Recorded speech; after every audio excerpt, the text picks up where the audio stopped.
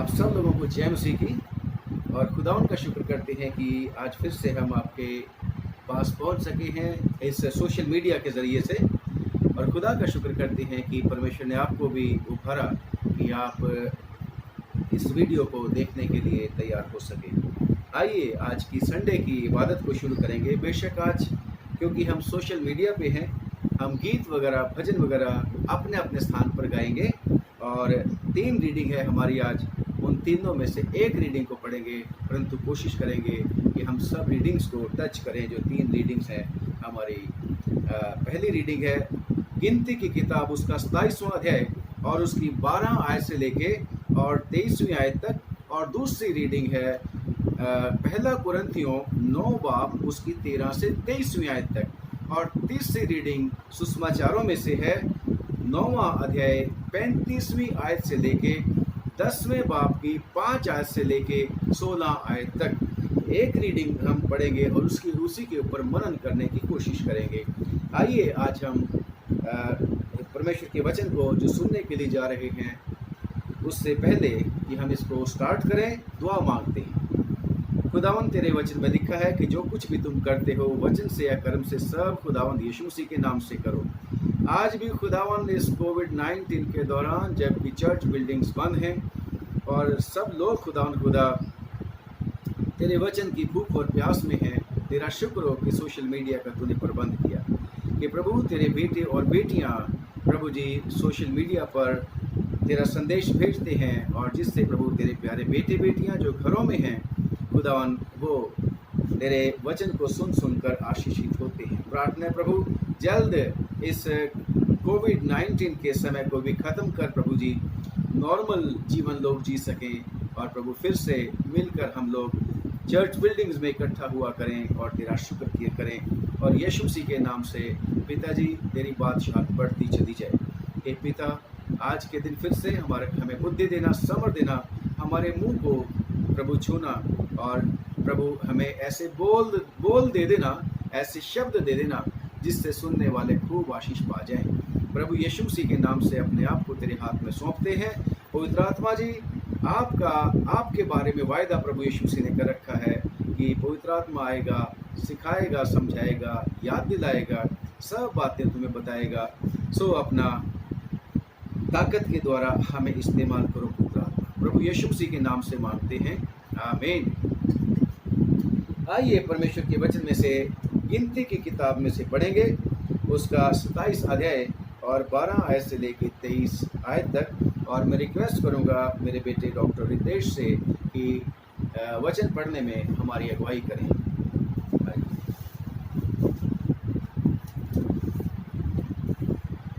यहाँ यूँ लिखा है, फिर यहोवा ने मूसा से कहा, इस अबारीम नामक पर्वत के ऊपर चढ़ के उस देश को देख ले जिसे मैंने इजराइलियों को दिया है।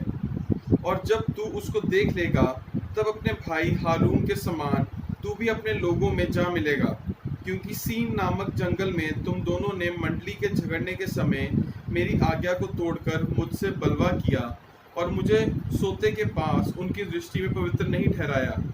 ये मरीबा नामक सोता है जो सीन नामक जंगल के कादेश में है। मूसा ने यहोवा से कहा, यहोवा जो सारे प्राणियों की आत्माओं का परमेश्वर है, वह इस मंडली के लोगों के ऊपर किसी पुरुष को नियुक्त कर दे जो उसके सामने आया जाया करे और उनका निकालने और बैठाने वाला हो, जिससे यहोवा की मंडली बिना चरवाहे की भेड़ बकरियों के समान ना रहे। यहोवा ने मूसा से कहा, तू नून के पुत्र यहोशू को लेकर उस पर हाथ रख, वह ऐसा पुरुष है जिसमें मेरी आत्मा बसा है। और उसको एलियाजार याजक के और सारी मंडली के सामने खड़ा करके उनके सामने उसे आज्ञा दे और अपनी महिमा में से कुछ उसे दे, जिससे इजराइलियों की सारी मंडली उसकी माना करे। और वह एलियाजार याजक के सामने खड़ा हुआ करे और एलियाजार उसके लिए यहोवा के उरीम की आज्ञा पूछा करे। और वह इजराइलियों की सारी मंडली समेत उसके कहने से जाया करे और उसी के कहने से लौट भी आया करे। यहोवा की इस आज्ञा के अनुसार मूसा ने यहोशू को लेकर एलियाजार याजक और सारी मंडली के सामने खड़ा करके उस पर हाथ रखे और उसको आज्ञा दी, जैसा कि यहोवा ने मूसा के द्वारा कहा था। ये पवित्र वचन है, इसके पढ़े सुने जाने पर हम सबको आशीष मिले। आमीन। खुदा उनका धन्यवाद। Thank you very much. आज का जो विषय है चर्च ऑफ नॉर्थ इंडिया की लेक्शनरी के मुताबिक वो ये है that God commissions those who do his work. परमेश्वर उन्हीं को अधिकार देता है, यानी कि महान आज्ञा जो कमीशन है परमेश्वर ने जैसा ग्रेट कमीशन उन्हीं को देता है जो उसका काम करते हैं। तो आज इसी विषय के ऊपर बात करेंगे। बेशक जो हमारी रीडिंग्स हैं इनमें बहुत सारे टॉपिक्स हैं वचन के ऊपर जिनके ऊपर बोला जा सकता है, परंतु कोशिश करेंगे कि इस कमीशन के ऊपर बात करेंगे, यानी कि परमेश्वर की आज्ञा के ऊपर ही बात करने की कोशिश करेंगे। हमने जो यहाँ आज के दिन इस रीडिंग में पढ़ा है कि परमेश्वर को कोई ना कोई मनुष्य चाहिए था जो परमेश्वर के लोगों को आगे लेके जा सके, उनकी अगुवाई कर सके। बेशक परमेश्वर ने मोसेस को चुना था इस्राएलियों को मिस्र के देश में से निकाल लाने के लिए, और खुदा ने मूसा को उनका चरवाहा ठहराया था, उनका लीडर ठहराया था। और खुदा का शुक्र करते हैं कि खुदा हमारा परमेश्वर जो सेनाओं का यहोवा कहलाता है, जो स्वर्ग और पृथ्वी का अधिकारी है, वो मूसा की लगातार मदद करता रहा, अगुवाई करता रहा, सिखाता रहा, समझाता रहा। और परमेश्वर अपने चुने हुओं को कभी भी छोड़ नहीं देता, ऐसा परमेश्वर का वायदा है। और हम परमेश्वर के वचन में पढ़ते हैं क्योंकि वो अपने चुने हुओं के बारे में, अपने अभिषिक्त लोगों के बारे में राजाओं को भी हुक्म दे देता है कि खबरदार मेरे अभिषिक्त को मत छूना। और खुदा का शुक्र करते हैं कि खुदावन वफादार है अपनी भेड़ों के लिए, अपने लोगों के लिए। खुदावन पुराने नियम का भी खुदा वही खुदा है जो यीशु मसीह के नाम में नए नियम में बातें करता है। और यीशु मसीह ने कहा था अपनी भेड़ों के बारे में कि मैं अपनी भेड़ों में से किसी को भी ना खोऊं, ये मेरे पिता की इच्छा है। और खुदा का शुक्र करते हैं कि इस पुराने नियम में भी जो नए नियम का बेस है, आधार है, इसमें भी परमेश्वर अपने लोगों की खास चिंता करता है।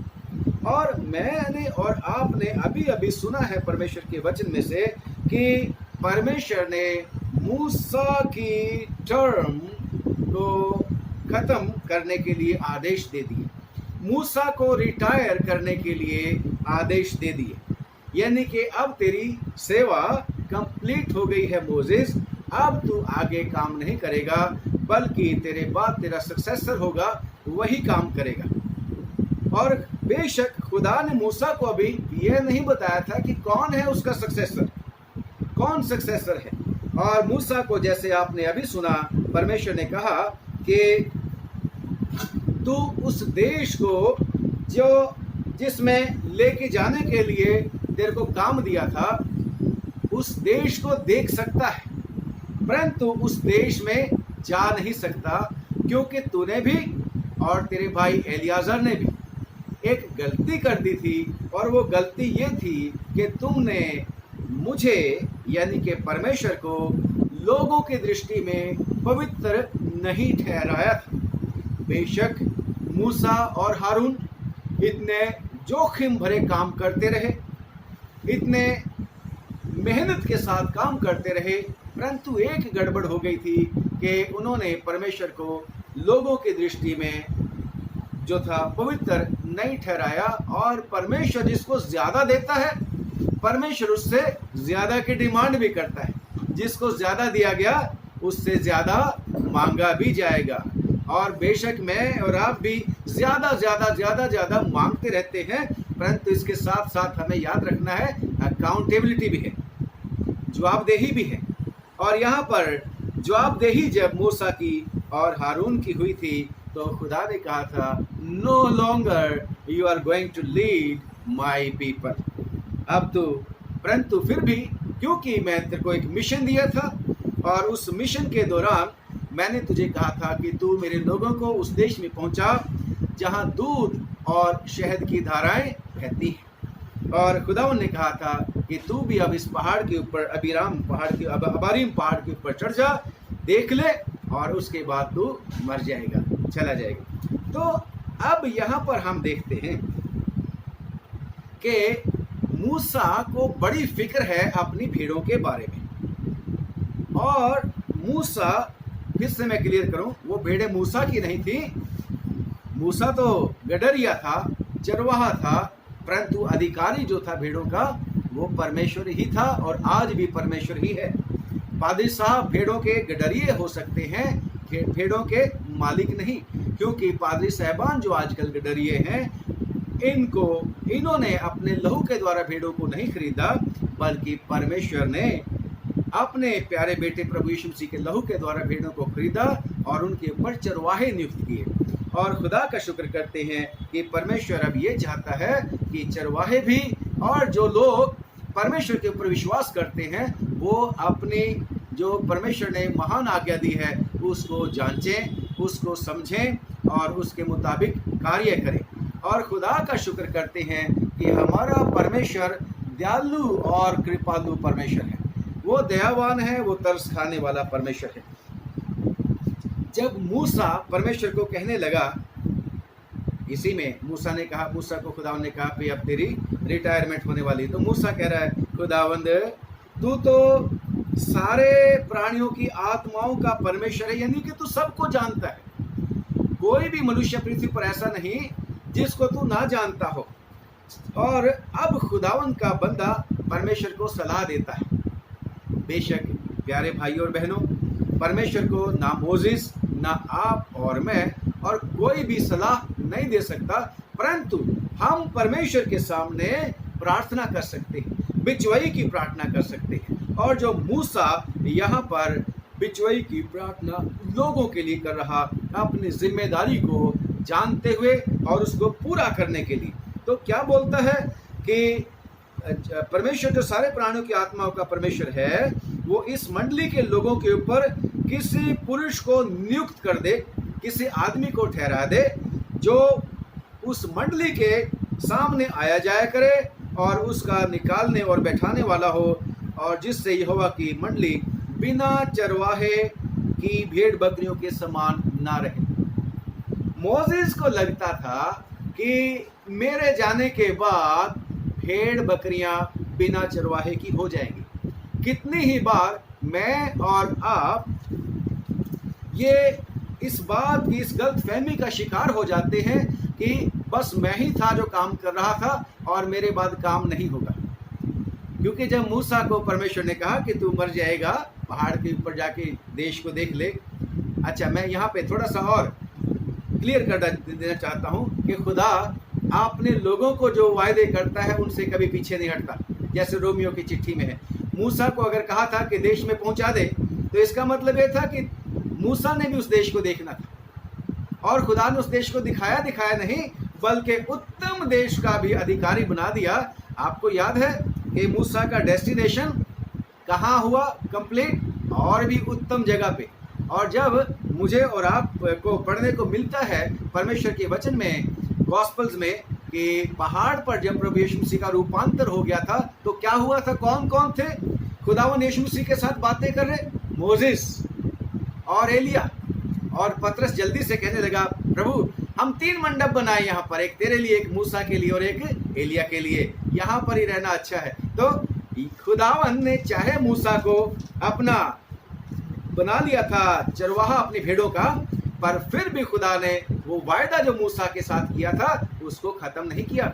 उत्तम पदार्थ जो भी परमेश्वर का बंदा परमेश्वर की सेवा करता है उसके लिए रिवॉर्ड तो रखा ही रखा है। खुदावन की चॉइस गलत नहीं हो सकती। परंतु जैसे मूसा कहता है कि खुदावन ऐसा ना हो जाए कि ये मंडली जो है बिना चरवाहे की भेड़ बकरियों के समान हो जाए।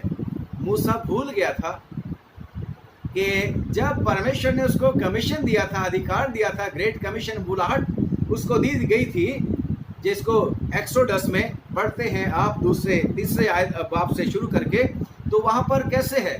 तो परमेश्वर ने क्या बोला था? जाके फिरौन को कहना मेरे लोगों को जाने दे। अब मूसा सोचता था कि ये इस्राएली मेरे लोग हैं। नो, उसके साथ के लोग हैं, परंतु लोग खुदा के ही थे। तो मूसा को परमेश्वर कहता है, डोंट वरी, मुझे पता है मुझे क्या करना है, मुझे सलाह देना नहीं है, मैं अपनी भेड़ों की चिंता करता हूँ। और लिखा है कि जब मूसा ने कहा कि प्रभु ऐसा ना हो कि इस्राएल जो है या जो भेड़ बकरियां हैं बिना चरवाहे की हो जाएं, तो खुदावन तब अपना मरम, अपनी जो इच्छा है मूसा के ऊपर प्रकट करता है। मूसा ने कभी सोचा भी नहीं होगा कि ये हारून जो मेरा अर्दली था, जो मेरा सेवक रहा है, ये भी कभी लीडर बन जाएगा या लीड करेगा लोगों को, इसराइलियों को उस प्रॉमिस लैंड में लेके जाएगा। तो परमेश्वर ने उस दिन अपना जो था अपना दिल जो है मूसा के सामने खोल दिया, यानी कि अपनी मर्जी जो है मूसा के ऊपर प्रकट की। तो परमेश्वर ने क्या बोला मूसा को? यहोवा ने मूसा से कहा, तू नून के पुत्र यहोशू को लेकर उस पर हाथ रख, कम ऑन, उसको अनॉइंट कर। वो तो ऐसा पुरुष है जिसमें मेरा आत्मा बसा है। अब जो हमारा विषय था वो यहाँ पे शुरू हो रहा है कि खुदावन उन लोगों को चुनता है अपने महान कार्य के लिए जो उसका कार्य कर रहे होते हैं। और यहोशू के बारे में तो ये था कि यहोशू टेंट को तो छोड़ता ही नहीं था। जहाँ जहाँ मूसा जाता था, जितनी देर मूसा पहाड़ के ऊपर रहता था, चाहे वो 40 दिन 40 रात रहा, और यहोशू भी हमेशा मूसा के साथ साथ रहता था। और जब फिर बार बार जब जितनी बार भी मूसा पहाड़ के ऊपर जाता था, यहोशू साथ रहता था। टेंट में मूसा अगर जाता था, यहोशू साथ साथ जाता था, उसका सेवक था, उसका असिस्टेंट था। और लिखा है कि मूसा तो बाहर आ जाता था, परंतु यहोशू जो था टेंट को नहीं छोड़ता था, यानी कि तंबू में परमेश्वर की प्रेजेंस में हमेशा खड़ा ही रहता था। परमेश्वर का बंदा यहोशू परमेश्वर की प्रेजेंस में हमेशा खड़ा रहता था। आज्ञा मेरे परमेश्वर, ऐसे ऐसे ऐसे स्टाइल में खड़ा रहता था। और लिखा है परमेश्वर के वचन में कि खुदावन ने फिर यहोशू की अच्छी गवाही दी, क्या कि ऐसा पुरुष है यहोशू जिसमें मेरा आत्मा बस है। कम ऑन, खुदा का शुक्र करते हैं। और यहोशू सिर्फ टेंट में नहीं रहता था, तलवार उठा के लड़ने के लिए भी जाता था। उनका अगवा होता था, इस्राएलियों का लड़ाई में भी सेनापति होता था, और खुदा उसको सफलता दिया करता था। खुदा का शुक्र करते हैं। और खुदा का शुक्र करते हैं कि परमेश्वर ने यहाँ पर जो यहोशू को चुना, वो किस रीति से चुना कि उसको अनॉइंटिंग करनी है। किसने? मूसा ने भी अपनी आत्मा जो परमेश्वर ने उसको दी थी, उस आत्मा में से ट्रांसफर करनी है यहोशू को। जिम्मेदारी की आत्मा, लीडिंग की आत्मा, वफादारी की आत्मा उसमें ट्रांसफर करनी है। बुद्धि की आत्मा, समझ की आत्मा, दिलेरी की आत्मा। यस, वो आत्मा, कितने सारे गुण हैं परमेश्वर की आत्मा के, जिसको आप यशाया की किताब उसके 11वें चैप्टर में भी पढ़ते हैं कि वो आत्मा परमेश्वर का बुद्धि और समझ का आत्मा, ज्ञान का आत्मा, न्याय का आत्मा। कितनी सारी बातें हैं आत्मा के गुणों के बारे में जो खुदावन का आत्मा है ना। बुद्धि की आत्मा और दक्षता की आत्मा, स्किलफुलनेस की आत्मा। खुदावन ने बसलियल के ऊपर परमेश्वर ने अपने आत्मा को उंडेल दिया था कि वो कारीगर हो गया था, टेंट का बनाने वाला। बड़े अच्छे तरीके से उसने टेंट के काम को किया था। और यहाँ पर भी खुदावन कहता है, मोसेस डायरेक्ट भी दे सकता था खुदावन, यस, परंतु क्योंकि मूसा रिटायर हो रहा था, and this is the signal and this is the symbol that believers should always remember कि अब वो जिम्मेदारी, मूसा की जिम्मेदारी ट्रांसफर हो रही है यहोशू को। परंतु इसके साथ ही साथ एक और वहां पर प्रेजेंट है, और वो है एलियाजर याजक। उसके सामने उसको खड़ा होना था। याजक की बहुत ज्यादा महत्ता है, बहुत ज्यादा इसकी इंपॉर्टेंस है प्यारो। मूसा श्रेष्ठ था, परंतु मूसा के और भी ज्यादा श्रेष्ठ एक और वहां पर प्रेजेंट है, और वो है याजक का काम करने वाला परमेश्वर का प्रीस्ट, और वो एलियाजर, यानी कि उसके भाई हारून का बेटा, मूसा के भाई हारून का बेटा एलियाजर को परमेश्वर ने फर्क काम के लिए चुना था। यहोशू को खुदा फर्क काम के लिए कमीशन कर रहा। खुदावन की अलग अलग सेवाएं हैं जिसको हम मोटे तौर पर कहते हैं प्रीचिंग, टीचिंग और हीलिंग मिनिस्ट्री। तो यहाँ पर भी जो प्रीचिंग मिनिस्ट्री थी उसका इंचार्ज यहोशू महायाजक था, और उसकी जो सेना का कार्य करना था, अगवा करना था, लीड करना था, लड़ाई करनी थी दुश्मनों के साथ, वो काम था यहोशू का। यहोशू का खुदा का शुक्र करते हैं। परंतु ये पहले काम एलियाजर, मूसा और एलियाजर का पिता हारून किया करते थे। यहोशू तब भी सेनापति था। तो और साथ ही साथ किन के सामने खड़ा करना था? लोगों के सामने। They should be the witnesses. और वो तो एक चर्च की तरह की इबादत होगी, मैं सोचता हूँ। जैसे चर्च में एक पादरी साहब का ऑर्डिनेशन किया जाता है, चर्च भी होता है, लोग कॉन्ग्रीगेशन के लोग भी होते हैं, और जिनका ऑर्डिनेशन होना होता है वो भी होते हैं, और साथ ही साथ ऑर्डिनेशन करने वाले भी होते हैं। खुदा का शुक्र करते हैं, और खुदा का शुक्र करते हैं कि जब इस यहोशू को वहाँ पर खड़ा किया गया इनके सामने, तो लिखा है कि यहोवा की इस आज्ञा के अनुसार मूसा ने यहोशू को लेकर एलियाजर याजक और सारी मंडली के सामने खड़ा करके उस पर हाथ रखे और उसको आज्ञा दी, जैसे कि यहोवा ने मूसा के द्वारा कहा था। क्या रिस्पॉन्सिबिलिटी थी? यहोशू के साथ कंसल्ट करना है, याजक के साथ। यहोशू जो था एलियाजर के साथ कंसल्ट करना था यहोशू ने। यहोशू ऑल इन ऑल नहीं हो गया था। खुदावन के आज भी चर्च के बीच में फर्क काम करने वाले लोग परमेश्वर ने दे रखे हैं, जिनको आप परमेश्वर के वचन में पत्रियों में पढ़ते हैं कि परमेश्वर ने कलीसिया में कितनों को नियुक्त कर दिया। क्या? सिखाने वाले, प्रेरित, कितनों को विश्वास बढ़ाने वाले, और फर्क दान खुदा ने उनको दे दिए टीचर्स के तौर से, और कितने फर्क उनको जिम्मेदारियां देके, ताकि चर्च को बैलेंस्ड ग्रोथ मिल सके, चर्च की बैलेंस तरीके से ग्रोथ हो सके। तो यहाँ पर भी यहोशू को बेशक मूसा की वो जो मशाल थी आगे लेके चलने वाली लीडरशिप वो मिल गई, परंतु खुदा ने अपने याजक को यानी कि एलियाजर को रिजेक्ट नहीं किया। एलियाजर के पास कैसे आ गई थी ये वाली? एलियाजर ने भी परमेश्वर को प्रसन्न किया था। एलियाजर ने खुदा के काम करके खुदा को खुश किया था। याद है जब परमेश्वर का जो था गुस्सा भड़का हुआ था इस्राएलियों के ऊपर, और खुदा ने महामारी भेजी हुई थी क्योंकि इस्राएलियों ने पाप कर लिया था, और जो इस्राएली थे दूसरे लोगों के साथ मिलना जुलना शुरू कर दिया था। खुदा को छोड़कर अपने परमेश्वर का स्थान दूसरी चीजों को दे दिया था, दूसरे सो कॉल्ड खुदावन को दे दिया था, और खुदा इस बात से नाराज था। तो यहोशू ने खुदा के जी को ठंडा किया था। आप इसको पढ़ेंगे परमेश्वर के वचन में, इससे पहले जो चैप्टर्स हैं उनमें आप इसकी स्टडी करना कि यहोशू ने किस तरीके से परमेश्वर की जलन को ठंडा किया, और खुदा ने वाचा बांधी थी, क्योंकि तेरे को मेरे काम के लिए जलन उठी है, इसलिए एलियाजर मेरी वाचा तेरे साथ रहेगी कि लगातार तेरे वंश में से ही मेरे सामने खड़े होने वाले याजक हुआ करेंगे। खुदा का शुक्र करते हैं। तो हमने देखा कि एलियाजर को भी परमेश्वर ने अपना कमीशन दिया था फर्क वाला, यहोशू को कमीशन दिया था फर्क वाला, और मूसा को इसी बात से रोक दिया गया था कि मूसा, बेशक मूसा कहता था खुदावन दो आई एम 120 ईयर्स ओल्ड, चाहे मैं 120 साल का हूँ, आंखें मेरे बिल्कुल ठीक हैं, ताकत है मेरे में, जैसे केलब भी बोलता था कि खुदावंद अभी तक मेरी आंखें भी ठीक है। अरे खुदा का जिनके ऊपर अनुग्रह होता है तो परमेश्वर उनको ताकत भी देता है, किसी मामले में, हर मामले में नहीं, क्योंकि एलीशा की तो आंखें धुंधली पड़ गई थी, याकूब की आंखें भी कमज़ोर हो गई थी, और जो था इसहाक उसकी भी आंखें धुंधली हो गई थी।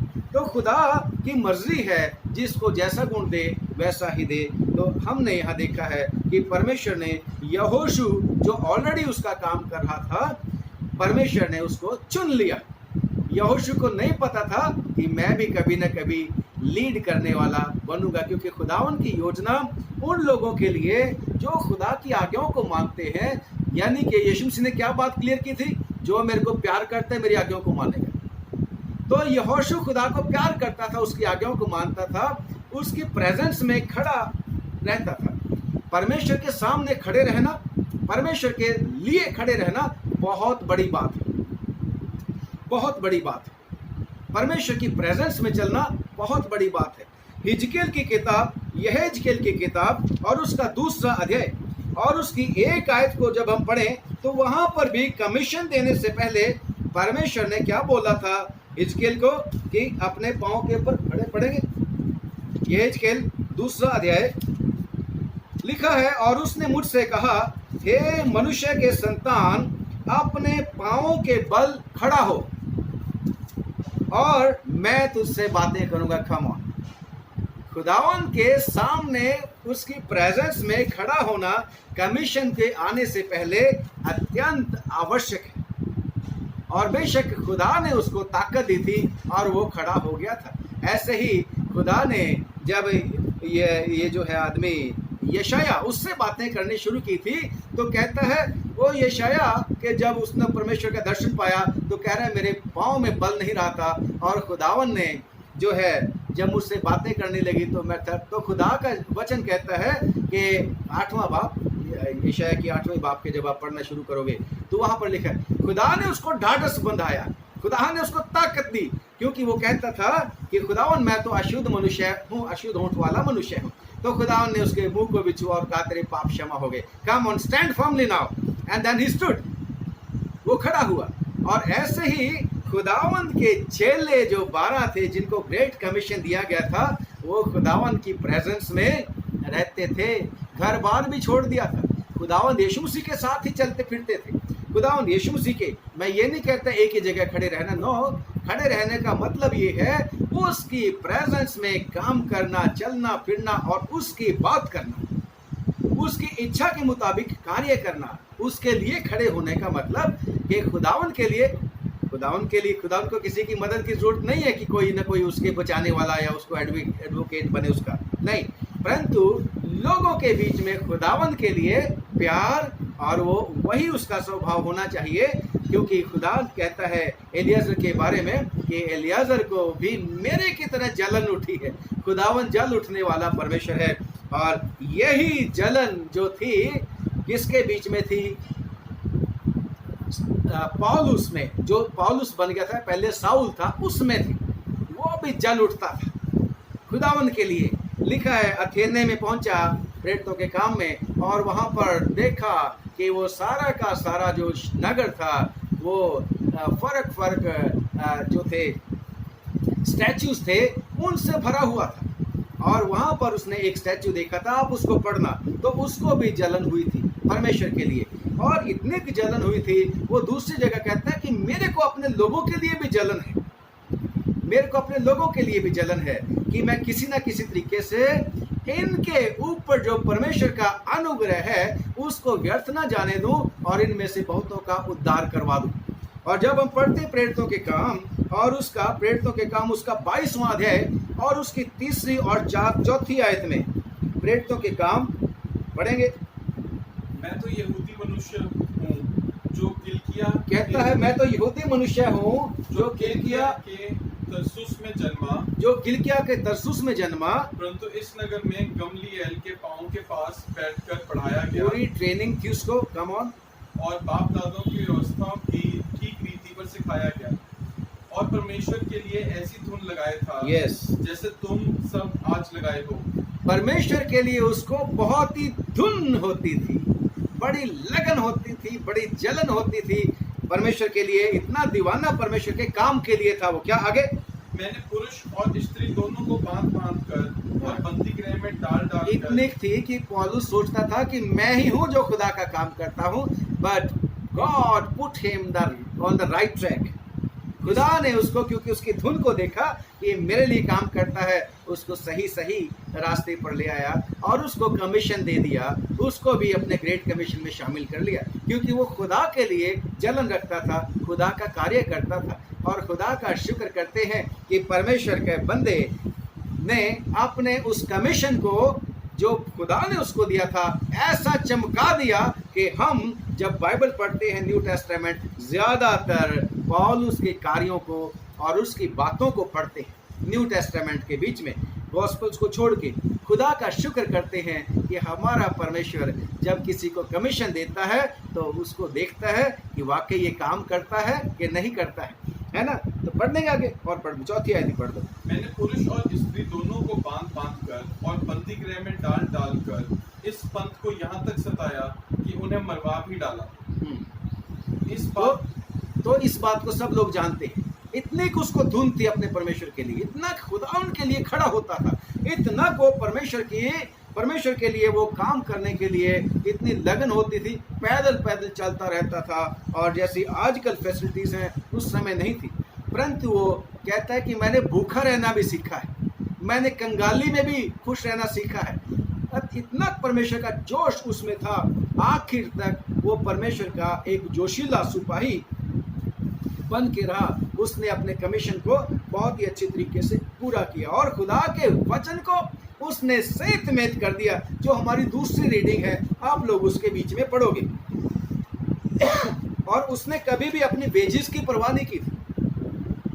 वो कहता है भाई इससे तो मेरे को मरना ही ठीक है, अगर मैं खुदा का काम करता हूँ तो कोई आसान नहीं है, उसकी मजदूरी खुदा से मेरे को मिलती है।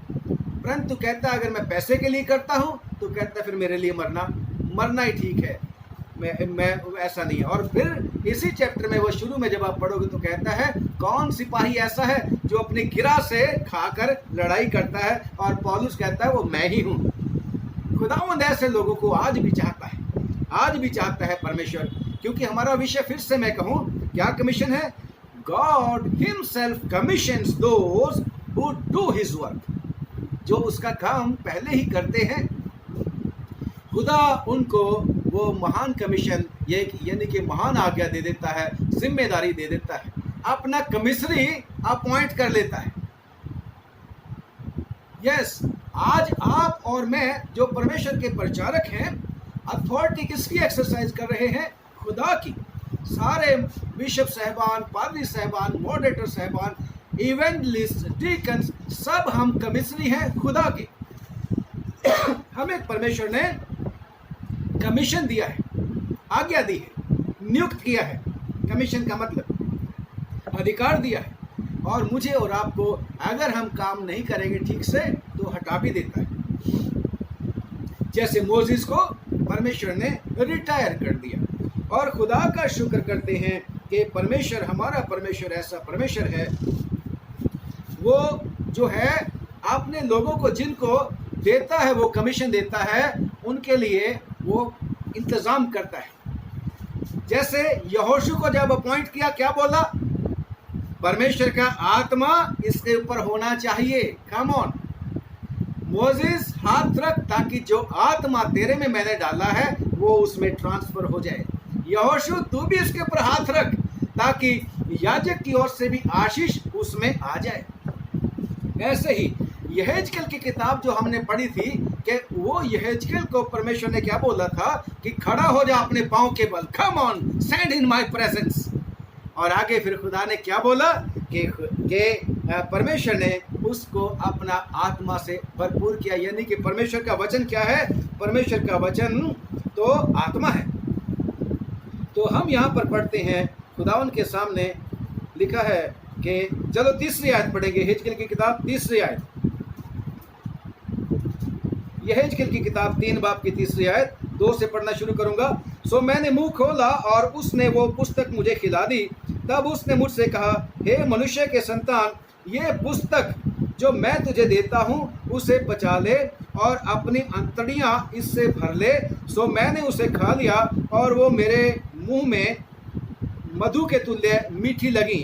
फिर उसने मुझसे कहा, हे मनुष्य के संतान, तू इस्राएल के घराने के पास जाकर उनको मेरे वचन सुना। कम ऑन, वो कमीशन से पहले खुदावन इक्विप करता है अपने लोगों को, आत्मा देता है, शक्ति, वचन से परिपूर्ण करता है। वचन भी परमेश्वर की आत्मा है। खुदा का शुक्र करते हैं, और बेशक खुदा का शुक्र करते हैं कि यहेजकेल के ऊपर भी परमेश्वर का आत्मा नाजिल होता था। खुदा का शुक्र करते हैं। और ऐसे यशाया के बारे में जब हम बात कर रहे थे, यशाया को भी परमेश्वर ने अपने आत्मा से भर दिया था, अपने वचनों से भर दिया था। खुदा का शुक्र करते हैं। और ऐसे अगर यिर्मयाह की भी बात करें, बहुत ढेर सारे लोग हैं, ऐसे रेफरेंसेस आप लोगों को मिल सकते हैं जिनको परमेश्वर ने अपना कमिश्नरी ठहराया, अपना कमीशन उनको दिया। फिर से मैं याद कराऊं, आप विषय मत भूल जाना। विषय है कि God himself commissions those who do his work. तो जो उसका काम करते हैं ईमानदारी के साथ, परमेश्वर उनको और भी ज्यादा आज्ञा, उनको और भी ज्यादा उनको जिम्मेदारियां देता है। जो थोड़े में ईमानदार ठहराया जाता है, थोड़े में ठहरता है ईमानदार, उसको खुदा ज्यादा का हकदार बनाता है। Praise the Lord. तोड़े वाली बात याद आ गई, जिसको 1 तोड़ा दिया, फिर किसी को 2 तोड़े दिए, किसी को 5 तोड़े दिए। तो जो 1 तोड़े वाला था उसको भी परमेश्वर ने कमीशन दिया था। वो भी अच्छा आदमी होगा कभी ना कभी, परंतु वो परमेश्वर का अच्छा काम करने वाला नहीं बना। वो 1 तोड़ा भी उससे लेकर जिसके पास 5 थे उसको दे दिया गया था। खुदावन जो है अगर कमीशन देता है, अगर उसके साथ में काम करने वाले लोग जो हैं ठीक से काम नहीं करते, तो परमेश्वर अपना कमीशन विड्रॉ भी कर लेता है, विड्रॉ कर लेता है। याद है खुदावन ने एक बार बड़े चाव के साथ साउल को कमिश्नरी अपना नियुक्त कर दिया था, कमीशन दिया था। Lead my people, I appoint you as my shepherd, lead my people, tend my sheep. परंतु साउल ने क्या किया, राजा ने खुदा की आज्ञाओं में मिलावट करनी शुरू कर दी और कहता था मैं तो खुदा का काम करके आया हूं, बस खुदा का काम करके आया हूं। 15 बाप में आप पढ़ोगे, पहला शमूएल 15 बाप में, कि उसने अपनी मर्जी भी बीच में डाल दी, खुदा की आज्ञा को पूरा नहीं किया। And God said I am so disappointed with Saul, मैंने उसको रिजेक्ट कर दिया, मैंने उसकी जगह दाऊद को चुन लिया। एंड दाऊद was faithful to God almighty, और दाऊद के साथ परमेश्वर ने पुश्तों की पुश्त दर पुश्त की वाचा भी बांध ली। तो खुदावन जब कमीशन देता है तो ये भी चाहता है कि उसके द्वारा ठहराए हुए जो उसके कमिश्नरी हैं वो ईमानदारी के साथ काम करें, ईमानदारी के साथ काम करें। गलतियां कसूर हो जाते हैं, परमेश्वर क्षमा करने वाला हमेशा परमेश्वर है। दाऊद से भी गलतियां कसूर हुई, बट एंड दाऊद रिपेंटेड बिफोर गॉड, और खुदा ने उसको माफ कर दिया, परंतु अपनी वाचा उससे हटाई नहीं थी। और जब परमेश्वर अपनी आत्मा भी देता है, कमिश्नरी अपॉइंट करते हुए, अपना कमीशन देते हुए, याद है क्या था, खुदावन जोश से भर देता है। पतरस और बाकी चेले पेंतेकुस्त के दिन 2 चैप्टर में एक्ट्स ऑफ द अपोस्टल्स, प्रेरितों के काम में लिखा है, पवित्र आत्मा उनके ऊपर भी उतरा और खुदा ने उनको दिलेरी से भर दिया। पतरस खड़ा हुआ, जो पहले डरपोक था, दिलेरी आ गई फिर उसमें पवित्र आत्मा पाने के बाद। तो लिखा है कि दिलेर होके परमेश्वर का काम उसने किया और किसी से घबराता डरता नहीं था। ऐसे ही प्रियो, खुदावन ने आप सब लोगों को, विश्वासियों को जो खुदा का नाम लेते हैं, उनको चुना हुआ है, अपना कमीशन दिया है, और खुदा चाहता है कि ईमानदारी के साथ लोग उसके कार्य को करें। कितने सारे लोग हैं जो बाद में आए, मसीही बाद में बने, परंतु खुदा का बहुत अच्छा काम करें। कितने सारे लोग हैं जो पुराने मसीही हैं, वो उतना बढ़िया काम नहीं कर पा रहे। कंपैरिजन करके अगर देखते हैं तो परमेश्वर ने उनको हटा लिया, क्योंकि परमेश्वर के वचन में जो लिखा है हर एक बात सत्य है, विश्वास करने के योग्य है। कि यीशु मसीह ने क्या बोला था कि बहुतेरे पूरब और पश्चिम से आकर इब्राहिम की गोदी में बैठ जाएंगे, परंतु राज्य के संतान जो खुदा उनकी बात नहीं सुनते, बाहर फेंक दिए जाएंगे अंधेरे में, जहां रोना और दांतों का पीसना होगा। यही काम था, खुदा ने अपने कमिश्नरी अपॉइंट किया था फरीसियों को, शास्त्रियों को। शास्त्रों की विद्या वो लोगों को सिखाया करते थे। फरीसी परमेश्वर के याजक का काम किया करते थे और परमेश्वर का प्रचार करते थे, लोगों को सिखाते थे परमेश्वर की आज्ञाएं, लोगों के लिए दुआ मांगने के लिए उनको जिम्मेदारी दी गई थी। परंतु फरीसी लोगों ने भी क्या करना शुरू कर दिया था, खुदा की आज्ञा को तोड़कर अपनी धार्मिकता को स्थापित करने की कोशिश करनी शुरू कर दी थी, जिसको हम पढ़ते परमेश्वर के वचन में मत्ती की अंजील और उसका 15वां अध्याय, मत्ती की अंजील और उसका 15वां अध्याय, मत्ती की अंजील और उसका 15वां अध्याय और शायद उसकी दूसरी तीसरी आयत में है कि तुम भी किसी रीति से पढ़ेंगे। तेरे चेले पूर्वजों की परंपराओं को क्यों टालते हैं? ये बिना हाथ धोए रोटी खाते हैं। उसने उनको उत्तर दिया, तुम भी अपनी परंपराओं के कारण क्यों परमेश्वर की आज्ञा टालते हो? अपनी परंपराएं ठीक, खुदा की आज्ञाएं की जरूरत नहीं। खुदा ने रिजेक्ट कर दिया, लोगों की बातें सुनते हैं। खुदावन ने उसमें जो है यूहन्ना की इंजील में क्या बोला फरीसियों के बारे में? तुमको वो इज्जत नहीं चाहिए जो खुदावन देता है, उसको तो तुच्छ समझते हैं, लोगों से इज्जत चाहिए। इसलिए खुदावन कहता है I have rejected you, I have rejected you because you do not respect me, you do not honour me. मेरे आदर तो तुम करते नहीं है, लोगों का आदर करते हो और लोगों का आदर करते हुए परमेश्वर की रीतों को टाल देते हो। बहुत सारी बातें फरीसियों के बारे में आप लोग भी पढ़ना इसको बाइबल में, और आप लोगों ने पढ़ा भी होगा कि फरीसियों को खुदा ने फिर रिजेक्ट कर दिया था, रिजेक्ट कर दिया था। ये दूसरों को सिखाते थे, आप काम नहीं करते थे। आज भी परमेश्वर को बहुत सारे मजदूरों की आवश्यकता है, बहुत सारे लोगों की आवश्यकता है। खुदावन का वचन जो आज की रीडिंग है मत्ती की अंजील में, उसमें प्रभु यीशु मसीह कहते हैं कि मुझे तरस आता है लोगों के ऊपर। पढ़ते हैं 9वां अध्याय और उसकी 36वीं आयत में और 37वीं आयत में, जल्दी से पढ़ेंगे। मत्ती की अंजील 36। जब उसने भीड़ को देखा तो उसको लोगों पर तरस आया। 9 बाब की 36 में कि जब उसने भीड़ को देखा तो उसको लोगों पर तरस आया। Praise the Lord. आगे, क्योंकि वह उन भेड़ों के समान जिनका कोई रखवाला ना हो। मोसेस कहते हैं खुदावन मेरे को, मैं ना ये आपसे प्रार्थना करता हूँ किसी ना किसी को नियुक्त कर दे इनके ऊपर, ताकि ये बिना चरवाहे की भेड़ें ना हो जाएं। तो खुदावन को भी कहता है मत्ती की इंजील में भी कि खुदावन कहता है मेरे को तरस आता है, जो गडरिये मैंने इनके ऊपर अपॉइंट किए थे वो वफादारी से काम नहीं कर रहे, इसलिए मैं उन लोगों को परमेश्वर के गडरिये ठहराऊंगा। खुदा कहता है, प्रभु यीशु मसीह कहते हैं कि जो ईमानदारी के साथ कार्य करेंगे।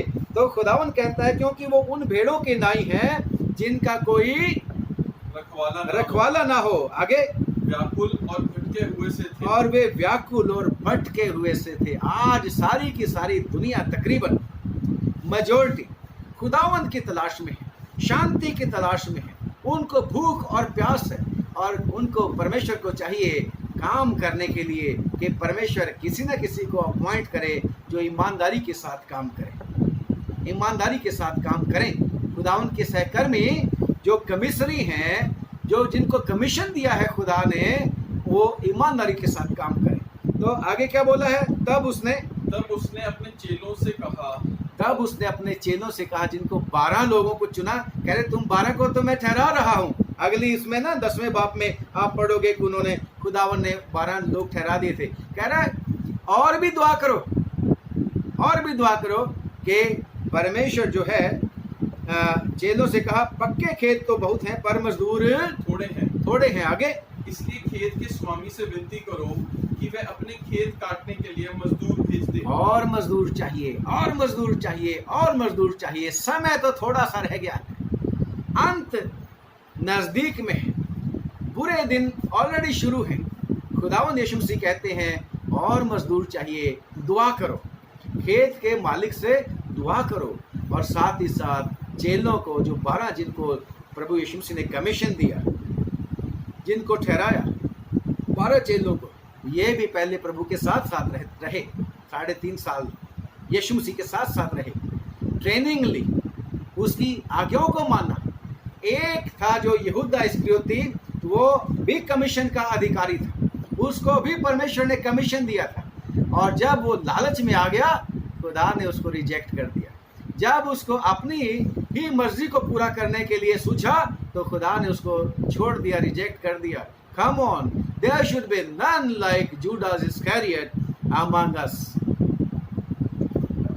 खुदावन के जो कमीशन जिनको खुदा ने दिया, जैसे यहोशू को भी कमीशन क्या दिया था, तू ही मेरे लोगों को लीड कर, तू इनका ले जाने वाला और वापस लाने वाला बनेगा, तू ही इनको चलाने वाला और बैठाने वाला बनेगा, but you have to work in cooperation with Eleazar my priest, उसके साथ मिलकर तेरे को काम करना है। और खुदावन जो है, प्रेज द लॉर्ड, उम्मीद करता है कि एलियाजर भी खुदा की जो है सेवकाई ईमानदारी से करे और यहोशू भी ईमानदारी से करे, 12 चेले भी ईमानदारी से काम करें। खुदावन ने जितने भी लोगों को नियुक्त किया, अपना कमिश्नरी बनाया, तो खुदावन चाहता है कि सच्चा होना चाहिए, विश्वासी होना चाहिए, जिसको पौलुस रसूल भी जो है जब पढ़ते हैं तीमुथियुस की चिट्ठी में और तीतुस की चिट्ठी में कि जो भंडारी है परमेश्वर का, वो सच्चा होना चाहिए, परखा जाना चाहिए पहले, और फिर जब वो खरा निकले तभी उसको बखसूस करना चाहिए। पहले उसको काम उसको सिखाना चाहिए, डायरेक्ट एकदम नहीं। यीशु मसीह के बंदे पौलुस ने कहा, नवा चेला ना हो, जल्दी से हाथ ना रख देना, जल्दी से उसको कमीशन ना दे देना, बल्कि पहले वो परखे जाए, प्रॉपर ट्रेनिंग मिले और उसके बाद ही उनको कमीशन दिया जाना चाहिए, जिससे अच्छा काम हो सके। तो ये जो चेले थे जिनको परमेश्वर ने नए नियम के मुताबिक कमीशन दिया था, पुराने नियम के मुताबिक यहोशू को कमीशन दिया, एलियाजर को कमीशन दिया, और जो न्यायी ठहराए गए थे उनको भी परमेश्वर ने कमीशन दिया था कि भाई न्याय के साथ काम करना है, ईमानदारी के साथ काम करना है। और यहाँ पर जो कमीशन दिया गया, खुदावंद यीशु मसीह ने क्या बोला, पहली आयत 10वीं पहली आयत पढ़ेंगे। फिर उसने अपने 12 चेलों को पास बुलाकर उन्हें अशुद्ध आत्माओं पर अधिकार दिया जी, कि उन्हें निकालें और सब प्रकार अशुद्ध आत्माओं को निकाले। लोगों के बीच में जो बुराइयां भर गई हैं, उन कामों को खुदावंद यीशु मसीह की मदद से, उसकी अगुवाई के साथ उनको खत्म करना है, दूर करना है, लोगों को उनसे छुड़ाना है। अशुद्ध आत्माओं को निकालें और सब प्रकार की बीमारियों को और सब प्रकार की दुर्बलताओं को दूर करें। ये कमिश्नरी का काम है। ये खुदावन के जो चेले थे, जो अधिकारी कमीशन, ग्रेट कमीशन के तहत दी गए हैं, उनका ये जिम्मेदारी है। और आगे जब 12 को भेजा, फिर क्या बोला 5वीं आयत से, इन 12 को यीशु ने ये आज्ञा देकर भेजा, अन्य जातियों 7वीं आयत से पढ़ दो, 7वीं आयत, 10 की 7वीं आयत। और चलते चलते प्रचार करो, ये प्रचार करो, स्वर्ग का राज्य निकट कम आ ऑन। गया है। पहला काम क्या है? स्वर्ग के राज्य की बात करनी है, पृथ्वी के राज्य की बात नहीं करने की आवश्यकता। ज्यादातर हम पृथ्वी के राज्य की बात करते हैं, मुझे भी चर्च में ये वाला अधिकार दे दो, मुझे भी चर्च में ये वाला अधिकार दे दो, मुझे भी चर्च में ये वाला अधिकार दे दो। स्वर्ग के राज्य की बात करनी है, स्वर्ग के राज्य के अधिकार की बात करनी है, उसी की बातें करना है। सबसे पहला काम कमिश्नरी का है कि चलते चलते प्रचार करो, चलते चलते ये प्रचार करो, स्वर्ग का राज्य निकट आ गया है। स्वर्ग का राज्य निकट आ गया है। तो यीशु मसीह ने जब इसको बात को यहाँ जो पढ़ते हैं, इसके साथ ही साथ हम पढ़ते हैं कि स्वर्ग का राज्य निकट आ गया, पश्चाताप करो, तौबा करो और खुदा यीशु मसीह के ऊपर विश्वास करो, परमेश्वर के ऊपर विश्वास करो। ये कंप्लीट है। खुदा का शुक्र करते हैं। पहला मिशन यीशु मसीह का क्या था? चेलों को क्या बोला? तरस आता है मेरे को लोगों के ऊपर, भटके हुए हैं, बिना चरवाहे की हैं, खेत के स्वामी से प्रार्थना करो कि और चरवाहे भेजे, ताकि स्वर्ग के राज्य की बातें बताई जाए। पृथ्वी का राज्य तो थोड़े समय के लिए है, परंतु खुदा का राज्य हमेशा के लिए है। और वही तो दुआ हमें परमेश्वर ने करनी सिखाई शुरू में ही, आए हमारे बाप तू जो आसमान पर है, तेरी बादशाह जैसे स्वर्ग में पूरी होती है, तेरी मर्जी जैसे पृथ्वी पर भी पूरी होनी चाहिए। तेरी बादशाह आए, आगे बात क्लोजिंग में पढ़ते हैं, क्योंकि तेरी बादशाह आए। तो हमने जो विश्वासियों ने, उनका मेन मकसद है, ग्रेट कमीशन है, खुदा की बादशाह की बातें करनी, खुदा की बादशाह का प्रचार करना है, और बाकी उसके साथ साथ दूसरे काम है। आगे, बीमारों को चंगा करो, मरे हुओं को जिलाओ, जो पाप में और अपराध में मरे हुए हैं उनको जिंदा करो। आगे, कोड़ियों को शुद्ध करो, दुष्ट आत्माओं को निकालो। तुमने सेंत में पाया है, सेंत में दो। अपने पटकों में ना तो सोना और ना रूपा और ना तांबा रखना। आप लोग भी इसको पढ़ना, और इसको पढ़ने के बाद कंक्लूजन में ये कहना चाहता हूँ कि खुदावन कहता है कि हमें सोने चांदी के पीछे, रुपए पैसे के पीछे नहीं भागना। पहले ढूंढो तुम उसकी बादशाही, सब चीज़ें तुम्हें अपने आप मिल जाएंगी। खुदावन कहता है मेरे को पता है कि तुम्हें ये चीज़ें चाहिए। मोजिस को कहता है come on Moses, you do your job as you are commanded, go up on the Abarim. ठीक है, और मेरे को पता है कि मैंने किसको अपॉइंट करना है, और वो है जोशुआ, वो है जोशुआ।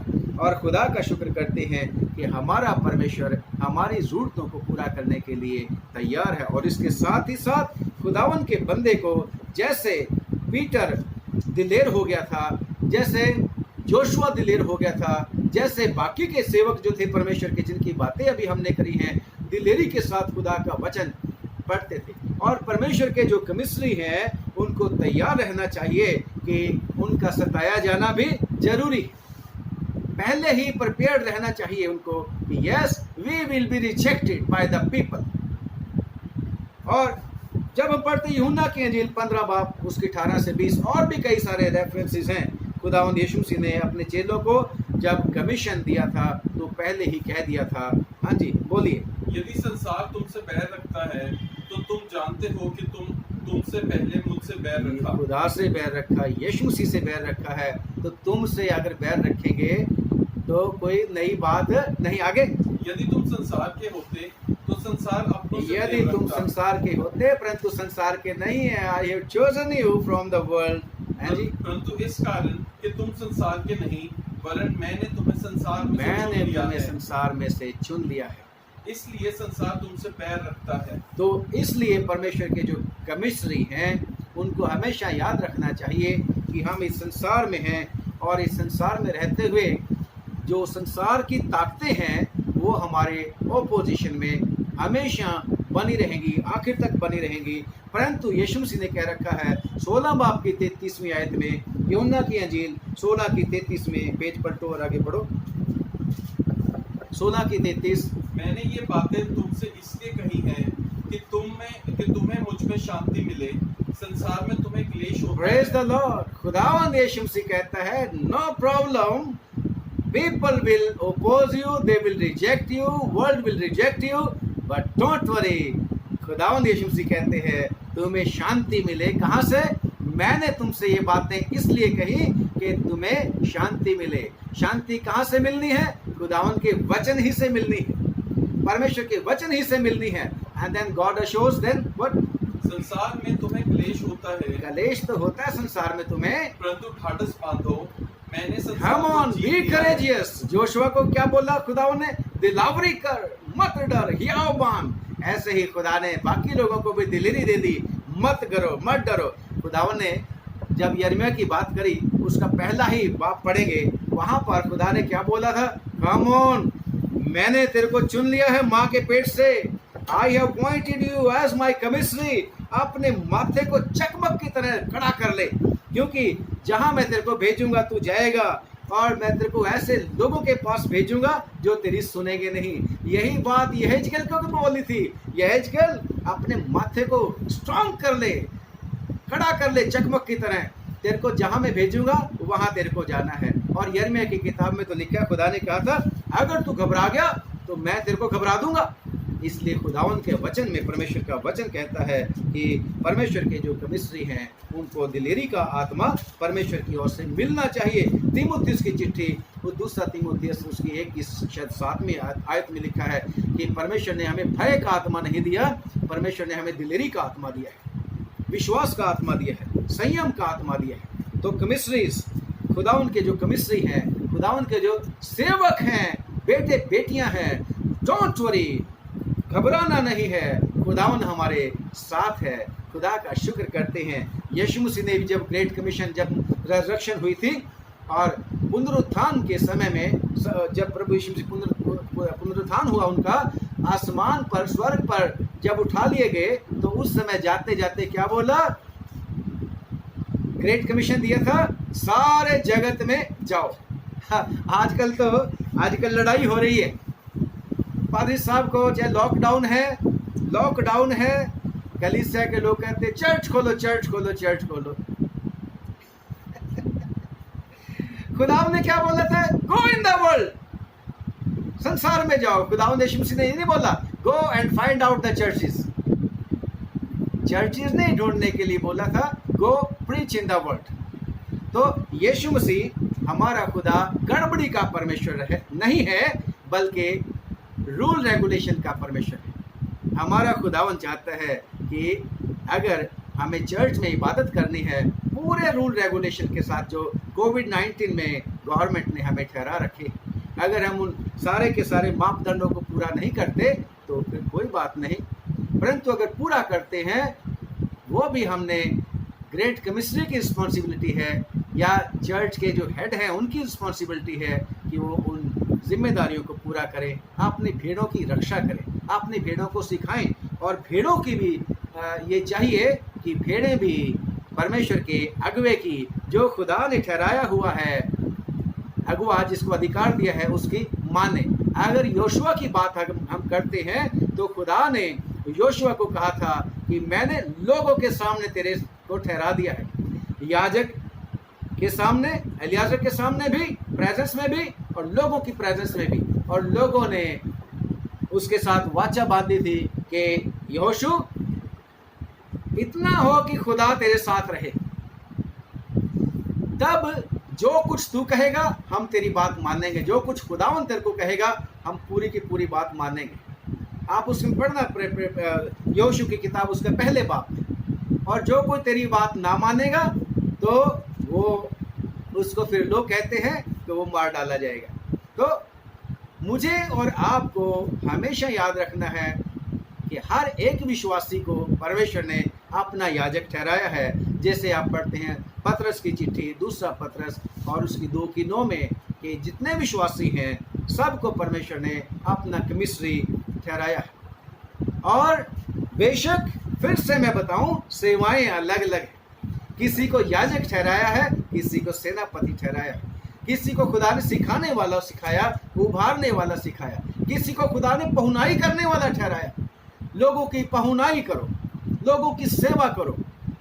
और किसी को कोई सेवा, किसी को कोई सेवा, किसी को टीचर बना दिया, किसी को डॉक्टर्स बना दिया, किसी को नर्सेज बना दिया, किसी को पैरामेडिकल स्टाफ में ले आया, किसी को खुदा ने बिजनेस में डाल दिया, किसी को परमेश्वर ने कोई कोई जिम्मेदारियां दी। परंतु हर एक काम खुदा की ओर से है और खुदा के डर और भय में करना चाहिए ताकि परमेश्वर हमेशा आशीष दे। परंतु साथ ही साथ याद रखना कि प्रभु यीशु मसीह ने क्या बोला था कि मैं तुम्हें भेड़ों की तरह भेड़ियों के बीच में भेजता हूँ। याद रखें कि हमें काम किन में करना है? बिच्छुओं में और सांपों के बीच में। तभी तो खुदावंद यीशु मसीह ने क्या बोला था? मैंने तुम्हें शैतान की सारी जो है ताकत है उसके ऊपर अधिकार दिया है। सांपों को कुचल डालो, बिच्छुओं को रौंद डालो। भेड़ियों के बीच में हमने काम करना है। भेड़ों की नाई भेड़ियों के बीच में भेजता हूँ। परंतु हमें किसकी ताकत में काम करना है? खुदावंद के आत्मा में, खुदावंद के आत्मा की अगुवाई में काम करना है। खुदावंद के वचन को ज्यादा हमें अध्ययन करना है, उसको अपने मन में भर लेना है, जैसे यहेजकेल को बोला और जैसे परमेश्वर ने बाकी लोगों को बोला। परमेश्वर आप सब लोगों को बहुत बहुत बरकत दे, आशीष दे और लगातार हम परमेश्वर के हजूरी में ठहरते रहें, उसके हजूरी में खड़े रहें, परमेश्वर के लिए काम करने के लिए तैयार रहें। जैसे खुदावंद के बंदे, जैसे यहेजकेल की बात करी, यिर्मयाह की बात करी, यशायाह की बात करी, मूसा की बात करी, हमने कितने सारे लोगों की बात करी और भी कितने सारे कैरेक्टर्स हैं बहुत ही अच्छे जिन्होंने परमेश्वर का बहुत अच्छा काम किया है। और आज भी परमेश्वर का बंदा पौलुस रसूल जब तीमुथियुस को चिट्ठी लिखता है तो कहता है परमेश्वर के उस सेवकाई को चमका दे। यस, जो भी सेवकाई हमें खुदा ने दी है हमने उसको चमका देना है, उसको बेस्ट तरीके से करना है ताकि परमेश्वर के नाम को महिमा मिले। फिर से याद रखना, मोसेस को परमेश्वर ने क्या कह दिया था? क्योंकि तूने लोगों की दृष्टि में मुझे पवित्र नहीं ठहराया। इसलिए हमारे काम मसीहियों, हमारे कामों के द्वारा खुदावंद यीशु मसीह के नाम को महिमा मिलनी चाहिए। और ये तभी हो सकेगा जब हम परमेश्वर के पवित्र आत्मा की अगुवाई से काम करेंगे, पवित्र आत्मा की सामर्थ हम में आएगा, परमेश्वर का वचन हमारे अंदर भरा रहेगा और वफादारी और ईमानदारी, परमेश्वर के डर और भय में हम काम करेंगे। खुदावंद आप सब लोगों को बहुत बहुत बरकत दे, बहुत आशीष दे। और जो आज फिर से रिपीट करता हूँ, God himself commissions those who do his work. हमने परमेश्वर के काम को करना है। आशीष दे, दुआ मांगेंगे। खुदावंद हम आपका धन्यवाद करते हैं, आपने बड़ी ही मेहरबानी करी, आज भी आपके वचन को हम प्रभु जी सुन सके, पढ़ सके। प्रार्थना करते हैं प्रभु और भी ज़्यादा इसको समझने की, गहराई के साथ समझने की प्रभु जी हमारी मदद कर दे। प्रार्थना है प्रभु अपने बच्चों को जो आज तेरे वचन को इस वीडियो के ज़रिए सुन रहे हैं, बहुत बहुत आशीष दे, सारी कमज़ोरियों को दूर कर दे, गलती कसूरों पापों अपराधों को माफ़ कर दे। हे प्रभु तू तो अपने चॉइस को प्रभु जी कभी भी प्रभु रिजेक्ट नहीं करता, और प्रभु जो तेरा मिशन है हमें बचाने का उसको ज़रूर से पूरा करता है। और खुदावंद तेरा शुक्र करते हैं कि तूने विश्वासियों को इसीलिए चुना है ताकि वो नरक में ना जाएं बल्कि स्वर्ग में पहुँचें। परंतु तूने हमें काम करने के लिए दिया है, इस पृथ्वी पर रखा है, इन कामों को बहुत ही अच्छी तरीके से हम करें, ऐसी शक्ति देना। इस बुरे समय में हमें संभाल। तमाम विश्वासियों को प्रभु तेरे हाथों में सौंपते हैं।